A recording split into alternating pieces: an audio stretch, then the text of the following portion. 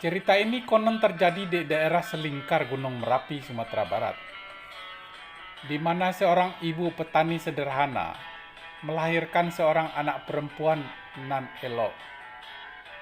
Dia tumbuh menjadi gadis nan cantik jelita bak seorang ratu. Indah permai dari ujung rambut sampai ujung kaki. Kita ikuti kisahnya berikut ini, Bir. Cerita berawal saat satu keluarga, Pak Buyung dan Bu Minah, melahirkan seorang bayi perempuan di dukun beranak. Di zaman dahulu saat Belanda baru merapat ke Nusantara, anak itu diberi nama Ratu Rembulan karena di wajahnya terpancar cahaya yang sejuk bak rembulan. Rembulan pun tumbuh menjadi gadis remaja yang sangat cantik, bagai seorang putri raja dengan kulit putih bersih, tinggi semampai, rambut urai bergelombang, hidung mancung bangir, mata coklat kebiruan. Pokoknya indah sekali ciptaan Tuhan itu. Pak Buyung dan Bu Minah sangat memanjakan anak gadisnya itu. Walaupun hidup mereka serba kekurangan, namun Rembulan jarang membantu mengerjakan pekerjaan kasar, seperti membantu di sawah, ke dapur, apalagi memasak. Kerjaan Rembulan hanya bersolek dan merawat diri, yang semakin cantik. Sejauh ini, kedua orang tua itu masih bisa menerima. Mungkin karena pergaulan dengan teman-teman yang orang tuanya lebih berada. Lama-kelamaan ada rasa malu dari dalam diri Rembulan yang punya orang tua miskin dan serba kekurangan. Suatu ketika, Rembulan diajak oleh ibunya pergi ke pasar. Dari kampung Rembulan yang terletak di lereng gunung, harus berjalan kira-kira 10 km ke pasar yang letaknya jauh di bawah lereng gunung itu. Ibu Minah mau menjual sayuran yang dipanen di kebunnya dan harus dipikul di kepala dengan berjalan kaki. Rembulan yang cantik tentu tidak mau membawa sayuran itu di kepalanya. Bahkan membawakan keranjang belanjaan pun Rembulan tidak mau membantu. Bu Minah sudah hampir berumur 50 tahun dan sudah mulai agak renta. Namun apa mau dikata? Untuk memenuhi kebutuhan keluarga, dia harus kerja keras. Tapi Bu Minah menjalaninya dengan ikhlas. Jalan yang dilewati menuju pasar adalah jalan setapak yang lebarnya sekitar 1 meter saja. Dan kadang-kadang harus melewati pematang sawah dan rawa. Maklum saat itu belum ada jalan beraspal. Bu Minah memakai baju seadanya, rada lusuh dan kumal tanpa sendal di kakinya. Menjunjung sayuran sekarung di kepalanya, dan di tangannya pun membawa keranjang yang berisi beberapa telur ayam untuk dijual. Di sampingnya berjalan Rembulan yang mengenakan baju dan selendang bagus, dan hanya membawa tas kecil serta payung yang menutupi wajahnya dari teriknya matahari. Saat memasuki jalan yang agak ramai, Rembulan tidak mau berjalan beriringan dengan ibunya. Dan dia berjalan duluan, mungkin karena dia ada rasa malu. Setiap ditanya orang tentang orang tua yang berjalan di belakangnya, Rembulan menjawab tidak tahu. Bahkan dia menjawab itu adalah orang yang membantu bekerja di rumah. Tanpa disadari, kata-kata Rembulan terdengar di telinga Bu Minah dan membuat hatinya hancur berkeping-keping.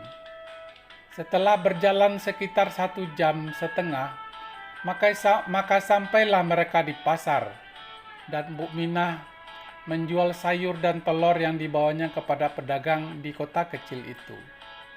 Hasil penjualan barang-barang itu hanya cukup untuk membeli lauk pauk untuk seminggu ke depan dan kebutuhan rumah tangga lainnya. Tanpa disangka Bu Minah, Rembulan minta dibelikan baju baru yang kebetulan dilihatnya di pasar dan harganya mahal sekali. Dengan kasih sayang, Bu Minah memberi pengertian kepada rembulan bahwa dia tidak punya cukup uang untuk membeli baju itu. Jika dibeli baju itu, Bu Minah tidak bisa membawa lauk dan kebutuhan lainnya untuk kebutuhan dalam seminggu. Artinya harus berpuasa seminggu ke depan. Namun rembulan tidak mau tahu dan memaki-maki ibunya di pasar itu. Dan puncaknya keluarlah kata-kata dari mulut rembulan bahwa Bu Minah adalah ibu yang tidak berguna. Mendengar kata-kata itu, Bu Minah bak tersambar petir. Tak disangka putri cantiknya bisa berkata kasar seperti itu. Hati Bu Minah hancur berkeping-keping. Sekali lagi, air matanya jatuh berlinang menetes ke bumi. Seketika itu juga, dengan izin Allah, bumi bergetar dan petir pun sahut menyahut, serta hujan deras pun turun mengguyur kota kecil itu. Bu Minah akhirnya meminjam uang kepada kenalannya di pasar itu, dengan menjaminkan cincin kawin yang satu-satunya barang berharga miliknya untuk membeli gaun untuk rembulan. Setelah dibeli, rembulan pun tetap bermuka masam pada Bu Minah yang sudah hancur hatinya. Bu Minah dengan berat hati mengajak rembulan balik ke rumah, pulang melewati jalan yang tadi pagi mereka lewati. Rembulan tetap tidak mau berjalan beriringan dengan ibunya. Kali ini Bu Minah disuruh berjalan duluan dan rembulan jalan di belakangnya kira-kira 25 meter. Seolah-olah dia adalah orang yang tidak kenal sama sekali. Sekali lagi, hati Bu Minah terluka dengan dalam. Dan di dalam hati Bu Minah mengadukan kesedihan hatinya dan pilu yang dirasakannya dan meminta ganjaran sama Tuhan yang kuasa atas perbuatan durhaka anak. Setelah berjalan sekitar 30 menit sampailah mereka di batas kota, masuk ke area perkampungan yang sepi dengan rumah. Daerah itu penuh dengan rawa-rawa, di atasnya ditumbuhi dengan rumput yang tebal. Di bawahnya ada lumpur kental, dan kalau diinjak akan bergoyang seperti berjalan di atas balon yang berisi air. Rawa itu harus dilewati untuk menuju rumah mereka, yang panjang rawa sekitar 150 meter.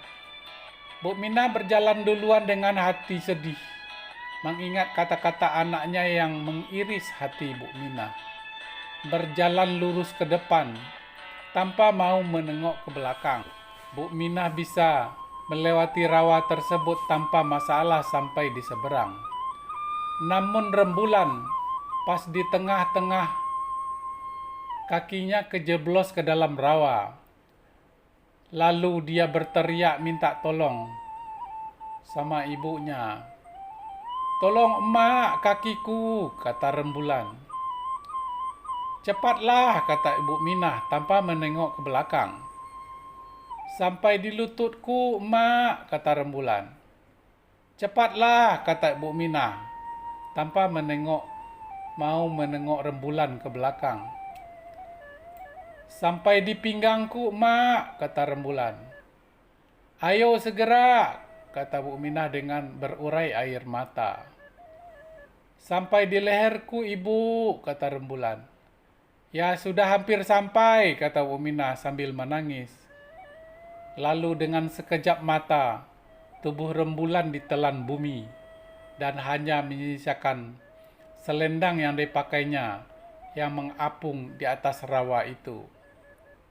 Bu Minah tersadar akan anaknya, walaupun anaknya durhaka, lalu menengok ke belakang, dan rembulan sudah tidak ada karena ditelan bumi. Bu Minah sangat sedih dan merasa berdosa juga tanpa bisa menolong anaknya yang ditelan bumi. Sampai saat ini, konon jasad rembulan tidak ditemukan, dan rawa yang menelan rembulan akhirnya dinamai orang kampung itu dengan nama Rawa Selendang, atau bahasa Minangnya bancah tikulua. Demikianlah legenda ini disampaikan.